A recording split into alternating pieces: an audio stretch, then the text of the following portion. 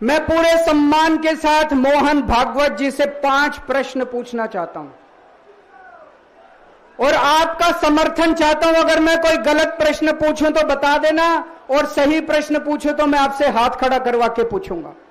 मेरा पहला प्रश्न है मोहन भागवत जी से, जिस तरह मोदी जी देश भर में लालच देके या ईडी और सीबीआई की धमकी देके डरा के दूसरी पार्टी के नेताओं को तोड़ रहे हैं, पार्टियां तोड़ रहे हैं, सरकारें गिरा रहे हैं, क्या यह देश के लिए सही है?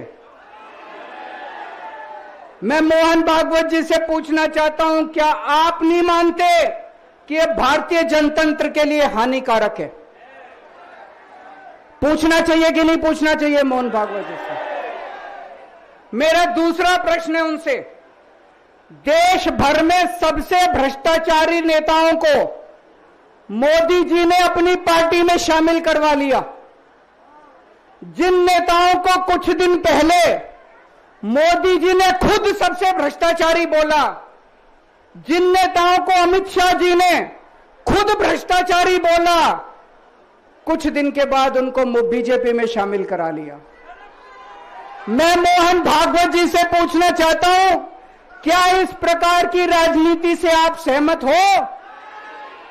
क्या आपने कभी ऐसी बीजेपी की कल्पना की थी? पूछना चाहिए कि नहीं पूछना चाहिए मोहन भागवत जी से? मेरा तीसरा प्रश्न है मोहन भागवत जी से, बीजेपी आरएसएस की कोख से पैदा हुई है कि नहीं है? कहा जाता है यह देखना आरएसएस की जिम्मेदारी है कि बीजेपी पथभ्रष्ट ना हो। मैं मोहन भागवत जी से पूछना चाहता हूं, क्या आप आज की बीजेपी के इन कदमों से सहमत हैं? क्या आपने कभी मोदी जी से यह सब ना करने के लिए बोला? मोहन भागवत जी बताएं कि क्या आपने मोदी जी को यह सब गलत हरकतें करने से रोका कभी? पूछना चाहिए नहीं पूछना चाहिए? मेरा चौथा प्रश्न है मोहन भागवत जी से, जेपी नड्डा जी ने लोकसभा चुनाव के दौरान उन्होंने कहा कि बीजेपी को अब आरएसएस की जरूरत नहीं है। आरएसएस बीजेपी की मां समान है कि नहीं है? क्या बेटा इतना बड़ा हो गया कि मां को आंखें दिखाने लग गया? क्या बेटा इतना बड़ा हो गया कि आज मां को आंखें दिखाने लग गया?